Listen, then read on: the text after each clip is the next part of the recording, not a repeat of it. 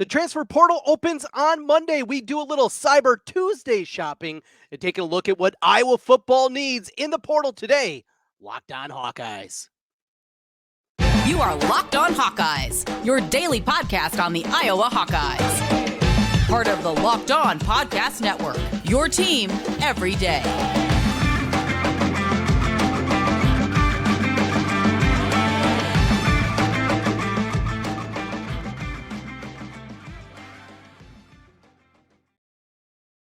Hey, welcome in. I'm Trent Condon, and this is the Locked On Hawkeyes podcast. Thanks for making Locked On Hawkeyes your first listen every day. We're available wherever you find podcasts. You can also find us on YouTube. While you're there, make sure you hit the subscribe button.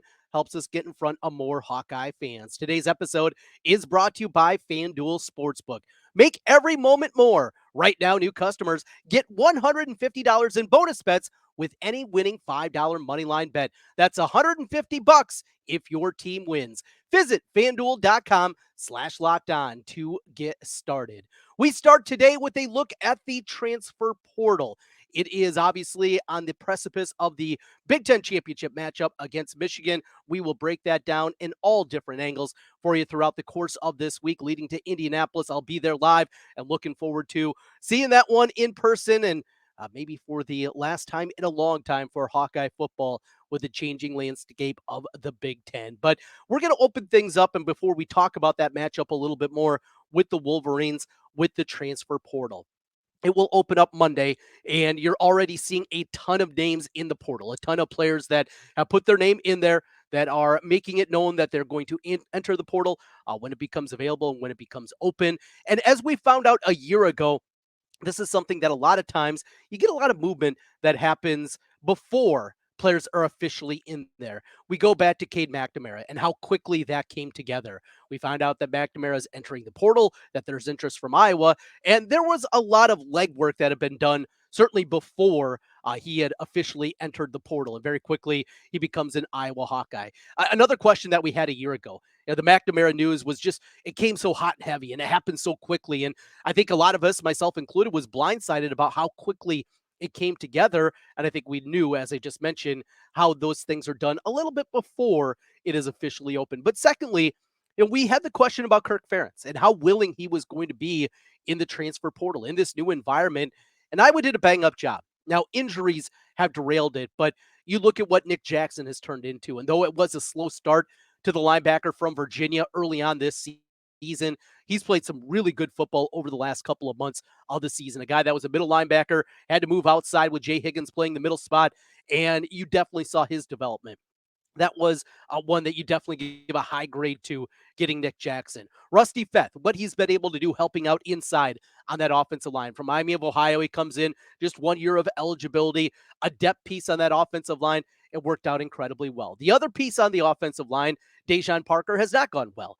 And I was hopeful that he was going to be a guy that would help solidify one of the tackle positions, a big question mark coming into the year.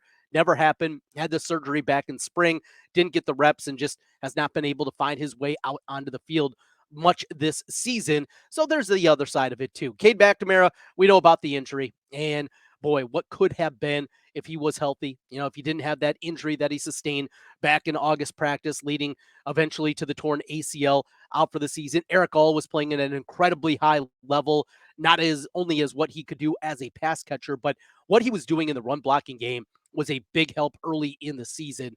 That was another one that turned out to be incredibly good. Caleb Brown has turned into a playmaker here over the last month. Seth Anderson, I think he's still got a chance to become at least an adequate Big Ten receiver. So the portal haul was very good. This year, though, the questions start with this. What Iowa did a year ago, are they going to go as deep? Are they going to bring in, the 7-8 guys that we saw a season ago? Well, scholarship-wise, that is where you start. Right now, Iowa's at 92 scholarships. When you look at guys that you anticipate are going to come back, along with the graduating guys, the incoming freshman class, they're over at this point. So there's going to be guys that are going to move on. I mean, you look around, likely there's going to be some movement, probably at the running back position. I think that's a spot very difficult to keep three guys happy, and all three of those guys with eligibility coming back next year, and Caleb Johnson, LaShawn Williams, and Jazz Patterson. The likelihood that all three of them stick around, not real high. There's going to be other guys that are kind of down on the depth chart, going to be difficult. Maybe guys that just want to find some playing time. So there's always that kind of movement, and it happens even more. The good news for Iowa football throughout the Kirk Ferentz tenure is we have not seen a ton compared to most programs of those guys that are moving on, unless uh, they're let known that they're not going to have a whole lot of playing time, not pushed out the door because that's not the way that Iowa operates, but certainly let it be known that that's going to be there. So you couple that with who's going to be coming back. You have the bonus COVID years that are still available. There's some guys that still have another year of eligibility. Guys that have eligibility that you think are going to be gone, though. You start with Cooper DeJean. After the injury, this guy's going to be a first-round pick. I don't think there's any scenario where Iowa can come up with the NIL money that makes it make sense. And if you're a first rounder, you just got to go. And Cooper DeJean is going to go. So cross that one off. I mean, the likelihood is so slim, it's not even worth mentioning. The intriguing one is Luke Lachey. Luke Lachey was off to a great start earlier this season. We saw the injury. Now, it's not a devastating injury. I don't think it's anything that's going to impact him when he gets to the combine, anything like that. But he just doesn't have a ton of tape in comparison to some of the rest of the guys. So I think that's going to be one that is going to be a conversation. Can they come up with the NIL money with the Swarm Collective to make it make sense for him to come back for another season and maybe help him out? Because at this point, I don't know, fourth, fifth round draft pick, something like that. If he comes back and has a big year, can he elevate himself? Can he get into that second round territory, something like that? Something that a conversation needs to be had. You get into some of the defensive guys. Jay Higgins, does he come back for another season? A guy that has a COVID year, played so incredibly well. I don't know if another year of football, high-level football, is going to help him in terms of his NFL draft stock. He is what he is. And I don't think another year, another All-American even type season is going to change what he is at the next level. Sebastian Castro, maybe a different conversation. Where does he fit at the next level? What kind of safety is he going to be? Playing the cash position obviously helped his versatility. We know the physical play that he plays with. Can he be a guy that plays inside a little bit? Is there a team that likes to use that cash type position like Phil Parker does? Obviously, it'd be a great fit there. Another one in the defensive backfield is Quinn Schulte, a guy that likely is not going to be an NFL draft pick. He would have to go the free agent route. Doesn't make sense for him. Like we saw this year with a couple of the guys that came back for another year, a guy like a Joe Evans, something like that came back for a sixth season. Quinn Schulte's one that you have to put there. The likelihood, we know Tory Taylor, he's going to depart, though he has eligibility remaining. Jamari Harris looks like to be the same. Logan Lee, he's been married for a couple of years. He's ready to move on. And we mentioned Eric Gall. So those are kind of the guys that maybe have some wiggle room that could come back for next season. I think that you look at, but for the most part, most of those guys are going to be departing. There might be a name or two, maybe three at the most out of that group that could be back for a next season. So what does Iowa need? Where do we need to go portal shopping? We will do that as we continue here on the Locked On Hawkeyes podcast. Where are we going to look? What position groups make the most sense for Iowa and Iowa football as they go out there and try to get the right fit for 2024. We'll do that as we continue here. This is the Locked On Hawkeyes podcast. Today's episode of Locked On Hawkeyes is FanDuel and the FanDuel Sportsbook. NFL season continues. We got college football championship games going on, and there's no better place to get involved than with FanDuel. FanDuel Sportsbook. Right now, new customers, you can get $150 in bonus bets with any winning $5 money line bet. That's $150 if your team wins. That's right. Don't have to worry about the point spread. In fact, you want to fade the Hawks this week. They're a huge underdog against Michigan. All you got to do, bet the Wolverines on the money line and $150 into your account. If you've been thinking about joining FanDuel, there's no better time to get in on the action. The app, it's super easy to use, user-friendly. You can jump right in, even if you've never made a sports wager before, and you'll find a wide range of betting options, the spreads, the player props, over-unders, and a whole lot more. Visit FanDuel.com/lockedon and kick off the NFL season. That's FanDuel.com/NFL/lockedon. FanDuel, official partner of the NFL. Today's episode of the Locked On Hawkeyes podcast is also brought to you by our friends with LinkedIn. When you're hiring for your small business, you want to be 100% certain that you have the right person and the right candidate that you want to interview. That's why you have to check out LinkedIn Jobs. LinkedIn Jobs has the tools to help you find the right professionals for your team faster and for free. I own a small business. It's incredibly important when you're looking to hire to find the right people and to be able to do it quickly. Always important. Certainly, time is money when you're running your small business. LinkedIn isn't just another job board. LinkedIn has a vast network of more than a billion professionals, which makes it the best place to hire. Hiring is easy when you have that many qualified candidates. So easy, in fact, 86% of small businesses get a qualified candidate within 24 hours. LinkedIn knows small business is wears so many hats, and you just might not have the time or the resources to hire. Thankfully, with LinkedIn, the process is quick and easy. They even launched a feature that helps you write job descriptions, making the process even easier and quicker. Post your job for free at linkedin.com/lockedoncollege. Again, that's linkedin.com/lockedoncollege to post your job for free. Terms and conditions apply. Trent Condon back with you again here on the Locked On Hawkeyes podcast. Thanks for making Locked On Hawkeyes your first listen every day. So we talked about the transfer portal, some of the potential candidates that are out there, some of the names that you're going to get to know, guys that have potential for coming back for another season. That's a huge part of this too, what that's going to look like and what it's going to be certainly going forward. So another component to this is what's Iowa shopping for, right? What are they going to be looking for in the portal? Who are they going to be going after? We start at the quarterback position. Now, quarterback, Cade McNamara will be back for another season. You start right there. The likelihood that I was going to be shopping for a big-time name is incredibly, incredibly slim. That's off the board for all intents and purposes, right? It's not going to happen. You couple that with the backup situation. Deacon Hill, the improvements that we saw from him, a guy that's a veteran, a guy that I think is fine. Also, staying in the shadows, right?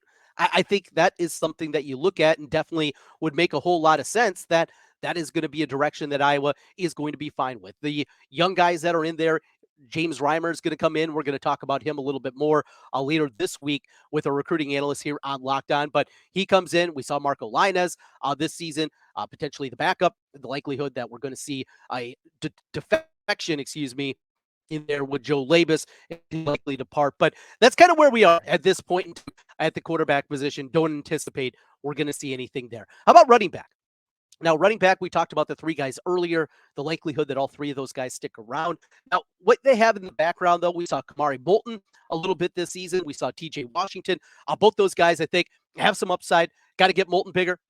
Washington, probably the best pass catcher out of the five running backs that we've seen throughout the course of the season. He's a guy that can use maybe in some different ways, and we'll see what the offensive coordinator looks like and what they do in that direction. So that's another one to keep an eye on there.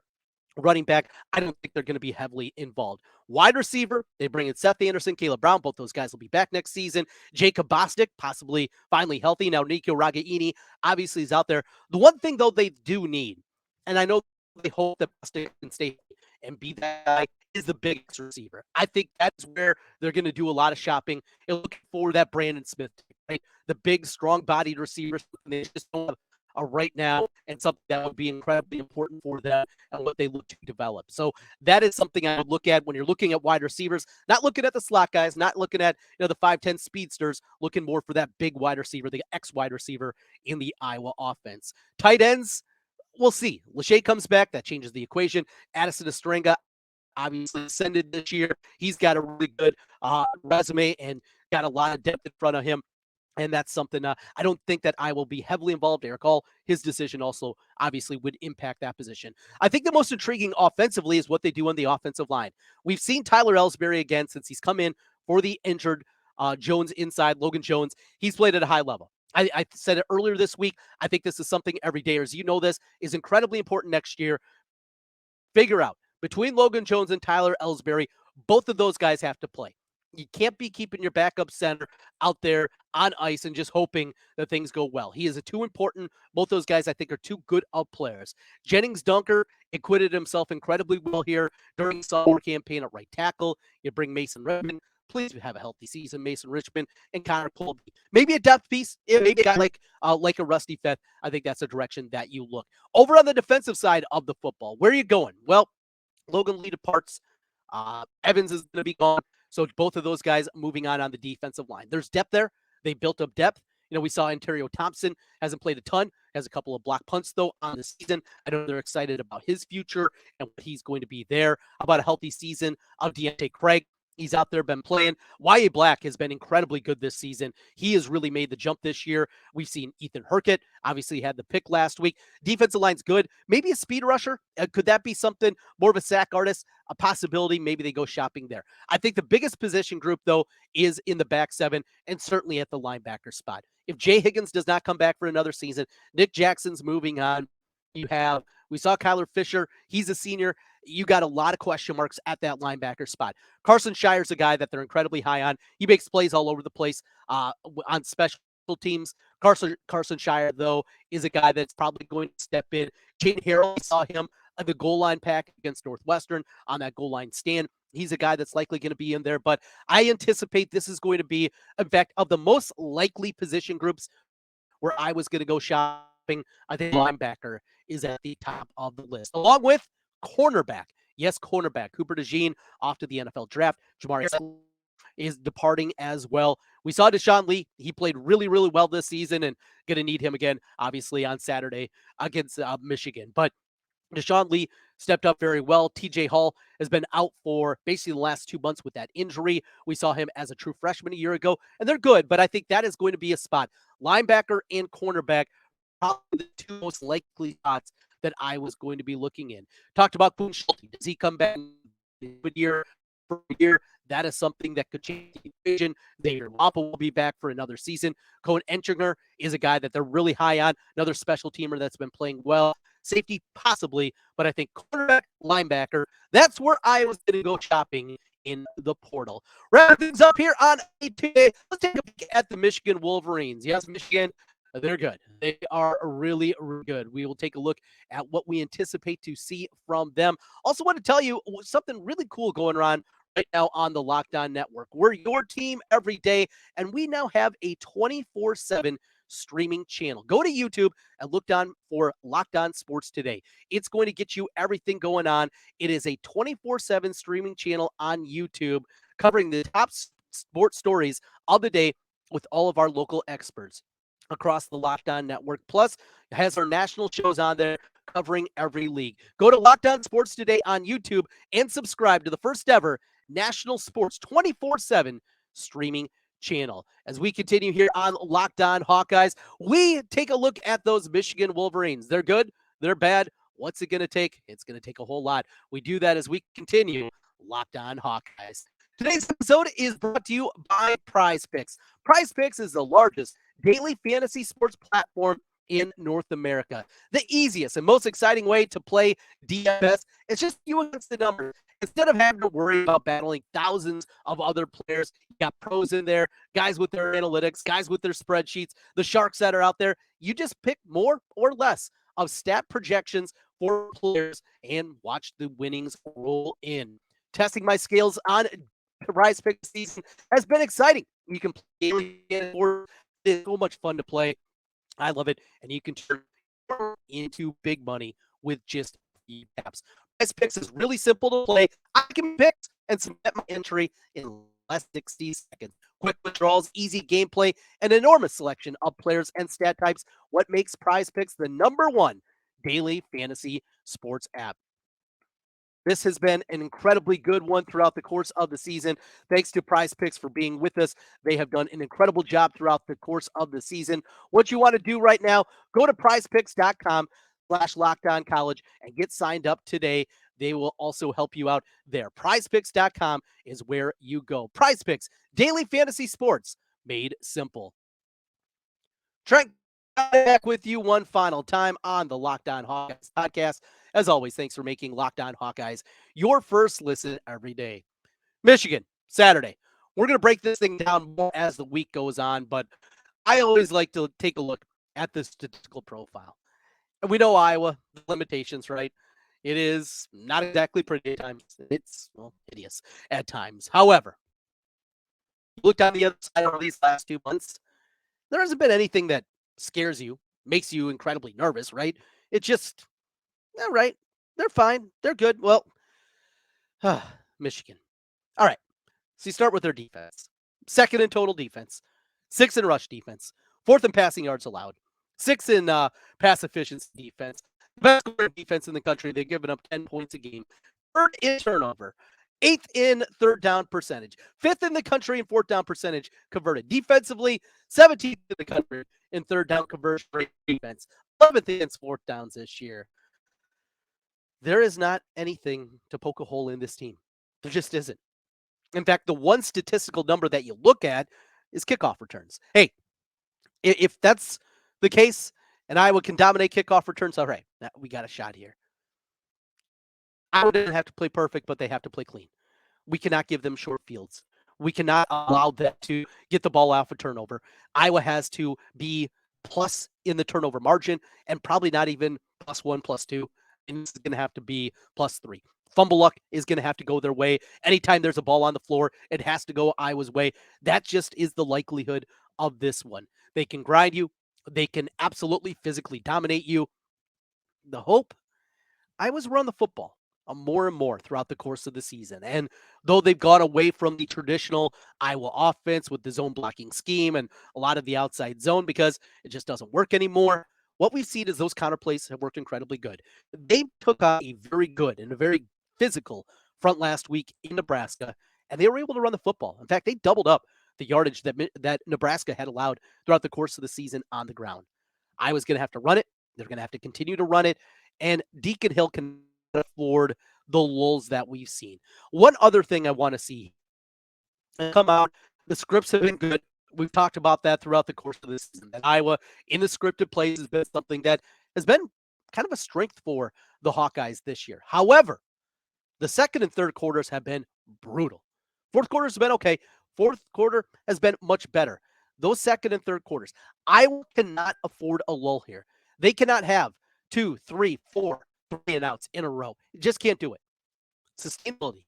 And even if it is, you're back to 15 and you get a couple of first downs and you punt it away from the 40. That's fine. Your own 40. And you have to be aggressive. When there is an opportunity on a 4th and 1, look, if there is a chance at midfield, you're going to have to go outside of your comfort zone here too. Because this is not just about hanging around. You're ultimately, you want to win this game. Kirk Ferentz looking for his first Big Ten championship in 19 years. In order to do that, you have to get out of your comfort zone a little bit more.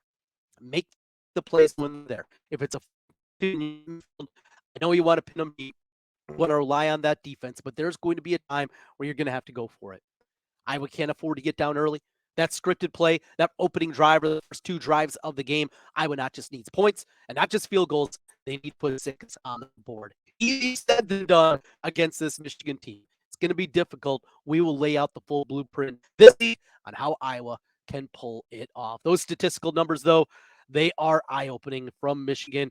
Blake Corum, you go back to the game where we saw them in Kinnick a year ago, just every single time. It felt like he could get 6 yards a pop without much there.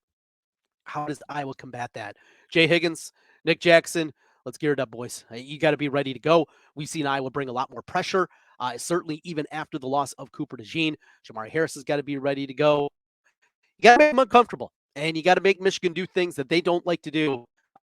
That's easier said than done. Thanks for making Locked On Hawkeyes your first listen today. Don't forget, again, your team every day. We got you covered on the Locked On Network, not just with the Hawkeyes, your NFL team, NBA, MLB. We got you covered there. Our national shows and the first ever 24/7 streaming YouTube with Locked On Sports.